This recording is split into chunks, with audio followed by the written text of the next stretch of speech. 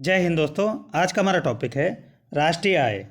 पहला पॉइंट दिया है, एक राष्ट्र के सामान्य निवासियों को किसी विशेष अवधि में उनकी उत्पादक के सेवाओं के फलस्वरूप प्राप्त होने वाली कुल साधन आय अर्थात लगान, मजदूरी, ब्याज और लाभ को किसकी संज्ञा दी जाती है?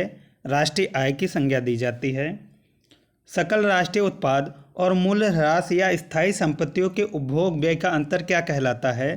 विशुद्ध राष्ट्रीय उत्पाद कहलाता है, एनएनपी। राष्ट्रीय आय की गणना सामान्यतः किन मूल्यों पर की जाती है? चालू तथा स्थिर मूल्यों पर की जाती है। 1949 में भारत सरकार ने किसकी अध्यक्षता में एक राष्ट्रीय आय समिति की नियुक्ति की? पीसी महालनोबिस की अध्यक्षता में। भारत में राष्ट्रीय आय की गणना के लिए सबसे पहले वैज्ञानिक विधि प्रयोग में लाने का श्रेय किसे दिया गया है? प्रोफेसर वी राव को। राष्ट्रीय आय समिति की रिपोर्ट के आधार पर केंद्रीय सांख्यिकी संगठन की स्थापना कब की गई? 1954 में।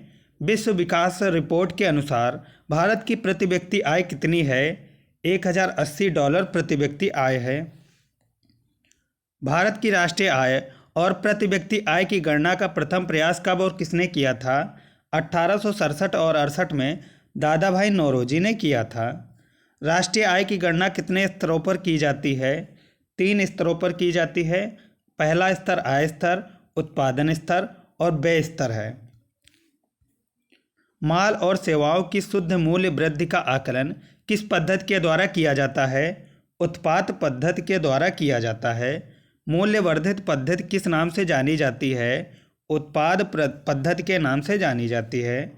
उत्पादन के घटकों के लिए किए गए भुगतानों का योग किस पद्धति द्वारा किया जाता है? आय पद्धति द्वारा किया जाता है। राष्ट्रीय आय के आकलन के लिए उत्तरदायी कौन है? केंद्रीय सांख्यिकी संगठन उत्तरदायी है। भारत में निर्धनता के स्तर का आकलन किससे किया जाता है? परिवार के उपभोग व्यय के आधार पर किया जाता है। किसी देश की आर्थिक विकास दर का सर्वश्रेष्ठ सूचक क्या है? उसकी प्रति व्यक्ति आय। राष्ट्रीय आय की सामाजिक लेखांकन गणना करने की विधि का विकास किसने किया? रिचर्ड स्टोन ने किया था। प्रति व्यक्ति आय ज्ञात करने के लिए कुल आय को किससे भाग दिया जाता है? कुल आय को देश की कुल जनसंख्या से भाग दिया जाता है। हिंदू वृद्धि दर किससे संबंधित है? जीडीपी से।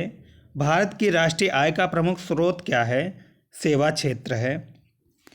भारत में राष्ट्रीय आय समंकों का आकलन किसके द्वारा किया जाता है? केंद्रीय सांख्यिकी संगठन द्वारा किया जाता है। उपभोक्ता की बचत का सिद्धांत किसने दिया था? अल्फ्रेड मार्शल ने दिया था। राष्ट्रीय आय की सामाजिक लेखांकन गणना की खोज किसने की थी? रिचर्ड स्टोन ने की थी। आय में बदलाव के फलस्वरूप उपभोग में बदलाव क्या कहलाता है? उपभोग की सीमांत प्रवृत्ति कहलाती है। महालनोबिस समिति का संबंध किससे है? राष्ट्रीय आय से है। वर्तमान में भारतीय राष्ट्रीय आय में सर्वाधिक योगदान किसका है? सेवाओं का। ये थी हमारी आज की वीडियो। उम्मीद करता हूँ वीडियो पसंद आई। वीडियो पसंद आए तो लाइक करें, चैनल पर नए हैं तो सब्सक्राइब करें।